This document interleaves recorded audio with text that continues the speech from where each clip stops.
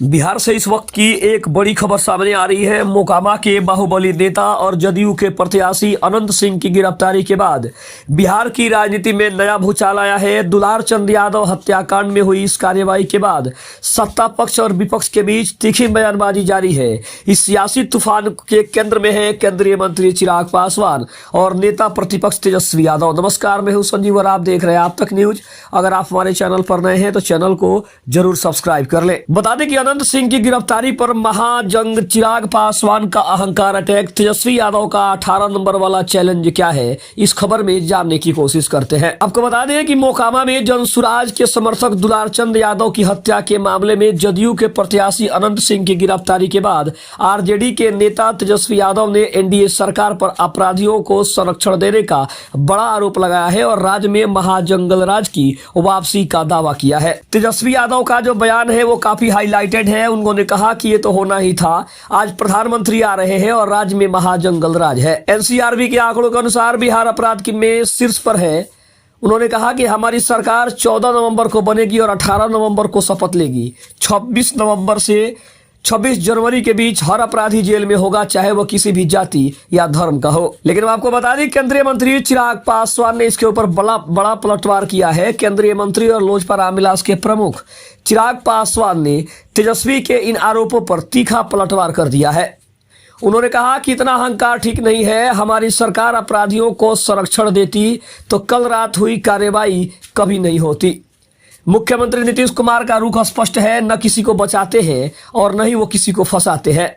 यह गिरफ्तारी न्यायिक प्रक्रिया का हिस्सा है। उन्होंने कहा कि हम खरमास का इंतजार नहीं करेंगे, जैसे ही तथ्य और सबूत मिलते हैं तुरंत कार्रवाई होगी, न्याय में देर नहीं होगी। अगर देखा जाए तो अनंत सिंह की गिरफ्तारी ने मोकामा और आसपास की सीटों पर जातीय और चुनावी समीकरणों को जटिल बना दिया है। दुलार चंद यादव कुर्मी जाति से थे और उनकी हत्या के बाद इस क्षेत्र में जातीय तनाव भी बढ़ गया है। बीजेपी और जदयू इसे कानून के राज की मिसाल बताकर खुद को अपराध विरोधी साबित करने की कोशिश कर रहे हैं, जबकि आरजेडी इसे चुनावी दबाव में की गई कार्रवाई बताकर घेर रही है। तेजस्वी यादव की 18 नवंबर को शपथ लेने की घोषणा को चिराग पासवान ने अहंकार बताया है, जिससे चुनावी जंग अब व्यक्तिगत हमलों में बदल गई है।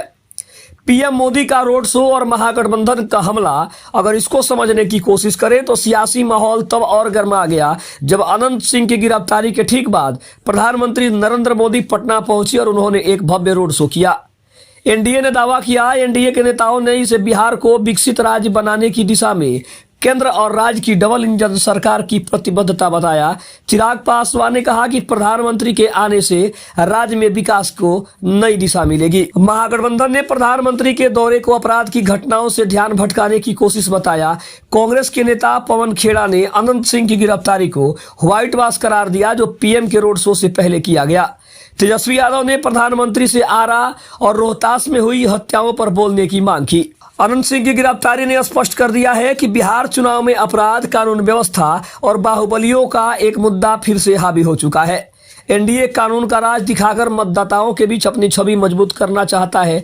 महागठबंधन अपराध के लिए सीधे सरकार को जिम्मेदार ठहराकर कानून व्यवस्था को मुख्य चुनावी मुद्दा बनाने की कोशिश में है। अनंत सिंह को 14 दिनों की न्यायिक हिरासत में भेज दिया गया है, लेकिन मोकामा की चुनावी लड़ाई अब केवल उम्मीदवारों के बीच न रहकर कानून का राज बनाम जंगल राज की धारणाओं की लड़ाई बन चुकी है। चुनाव आयोग और पुलिस प्रशासन के लिए अब यह एक बड़ी चुनौती है कि इस तनावपूर्ण माहौल में चुनाव को निष्पक्ष और शांतिपूर्ण तरीके से कैसे संपन्न कराया जाएगा। इसके अलावा अगर बात करें तो चिराग पासवान और तेजस्वी यादव के हालिया बयानों पर अगर देखा जाए तो कहीं ना कहीं दोनों एक दूसरे के ऊपर कटाक्ष करने से बिल्कुल पीछे नहीं हटते। अगर बात करें तो अनंत सिंह की गिरफ्तारी पर चिराग पासवान और तेजस्वी यादव का बयान केवल आरोप प्रत्यारोप नहीं है, बल्कि दोनों गहरी चुनावी रणनीतियों को दर्शा रहे हैं। चिराग पासवान के बयानों में दो मुख्य रणनीतिक बिंदु भरकर सामने आ रहे हैं: सुशासन की छवि को मजबूत करना और एनडीए की बड़ी रणनीति। अगर हमारी सरकार अपराधियों को संरक्षण देती तो कल रात हुई कार्रवाई नहीं होती, ये चिराग पासवान का बयान था। मुख्यमंत्री नीतीश कुमार हमेशा साफ कहते हैं कि हम न किसी को फंसाते हैं न किसी को बचाते हैं। इससे एक बात स्पष्ट होती है कि चिराग पासवान की जो रणनीतिक लक्ष्य है वो बिल्कुल साफ है। इस बयान से चिराग एनडीए सरकार को कानून के राज पर अडिग दिखाना चाहते हैं। अनंत सिंह जदयू के प्रत्याशी होने के बावजूद उनकी गिरफ्तारी यह संदेश देती है कि नीतीश मोदी सरकार अपराध के मामले में किसी को नहीं बख्शेगी, जिसे सुशासन बाबू की पुरानी छवि को फिर से स्थापित किया जा सके। यह उन मतदाताओं को लक्षित कर रहा है जो जंगल राज की वापसी से काफी ज्यादा चिंतित नजर आ रहे हैं। वहीं अगर तेजस्वी की बात करें तो तेजस्वी के अहंकार पर जो हमला हुआ है, इसका मतलब स्पष्ट है कि इतना अहंकार ठीक नहीं है। जनता सब जानती है और तेजस्वी के 18 नवंबर को शपथ लेने के दावे पर जो तंज है वो कहीं ना कहीं युवा बनाम अनुभवी की जो लड़ाई है वो जुबानी लड़ाई चल रही है। अगर रणनीतिक लक्ष्य की बात करें तो तेजस्वी यादव की आक्रामक शैली और आत्मविश्वास से भरी भविष्यवाणियों को अहंकार बताकर चिराग उन्हें अपरिपक्व नेता साबित करने की कोशिश कर रहे हैं। चिराग पासवान खुद भी युवा है, लेकिन वह एनडीए के अनुभवी गठबंधन का हिस्सा है। यह बयान युवा बनाम युवा की लड़ाई को अहंकारी युवा बनाम जिम्मेदार युवा में बदलने की कोशिश है। तेजस्वी यादव के बयानों में भी दो महत्वपूर्ण रणनीतिक चालें समझ में आ रही है। एक तो महाजंगल राज का नैरेटिव सेट करना और एनडीए पर सीधा वार करना। अगर बयानों की बात करें तो उन्होंने कहा कि आज प्रधानमंत्री आ रहे हैं और राज्य में महाजंगल राज है और एनसीआरबी के आंकड़ों के अनुसार बिहार अपराध के मामले में शीर्ष पर पहुंच गया है। लेकिन अगर बात करें तो तेजस्वी जानते हैं कि उनके पिता लालू प्रसाद यादव के शासनकाल को अक्सर जंगल राज कहा जाता था। इस पुराने हमले को कुंद करने के लिए वो अनंत सिंह की गिरफ्तारी को चुनावी चाल बताते हुए वर्तमान एनडीए शासन को महाजंगल राज बता रहे हैं। वो यह साबित करना चाहते हैं कि अपराध पिछली सरकारों की समस्या नहीं बल्कि वर्तमान व्यवस्था की सबसे बड़ी विफलता है। अगर बात करें तो उनका बयान ये भी था कि 26 नवंबर से 26 जनवरी के बीच हर अपराधी जेल में होगा, चाहे वो किसी भी जाति या धर्म का हो। अगर इस बयान को समझने की कोशिश करें तो यह बयान तेजस्वी के सबसे महत्वपूर्ण रणनीतियों में से एक है। वो अपराध पर कार्यवाही को जातिगत समीकरणों से बाहर निकालने की कोशिश कर रहे हैं। पारंपरिक रूप से आरजेडी पर एक खास जाति का समर्थन करने का आरोप लगता रहा है।